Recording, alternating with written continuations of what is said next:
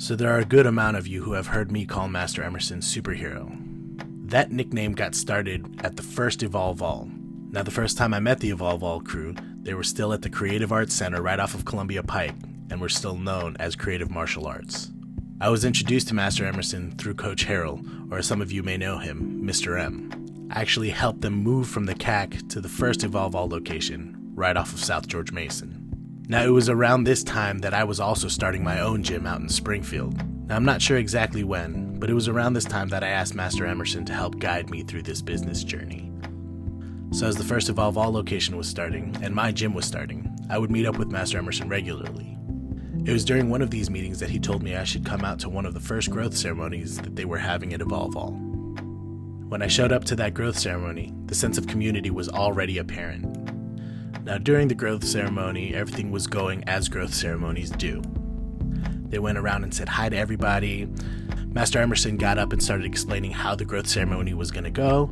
Then after he was done speaking, there were the student and team demos. After all the demos were done, someone somewhere started a chant of "Master, Master, Master," encouraging him to do a little performance of his own. Now, at first he tried to laugh it off, but ended up agreeing to do a small one, saying, okay. Now, mind you, this is the first time I had ever seen him perform. He went from this super wide smile to "it's go time." He does a pass that seems like he's done it thousands of times before, and then the place goes nuts. As soon as he lands it and finishes his pass, he went back to that super wide smile. Now, I remember thinking at the time that there was a clear distinction between these two different personas, but I couldn't quite put my finger on it. Now, the last part of the growth ceremony was, of course, the board breaks. Master Emerson was walking around, making sure things were going smoothly, and at the very beginning, there was a yellow stripe who was having difficulty punching through the board. Now, she kept trying, but you could tell from the initial pain that she was very hesitant to keep going. He tried talking to her and giving her words of encouragement, but saw that it was going to take more than a pep talk to help her break this board. He turned to the team and let them know that he would be right back and they would have her break the board at the very end. Once all the boards were broken and the ceremony was about to come to an end, Master Emerson and this little yellow stripe came back out. When she came back out, you could tell that she was timid about the task that she had coming up.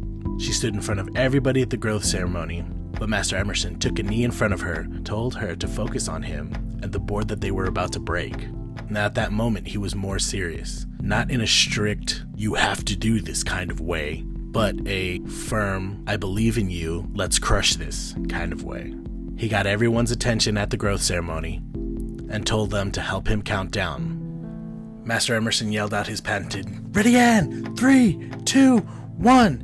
And it was at this moment that little yellow stripe punched right through the board.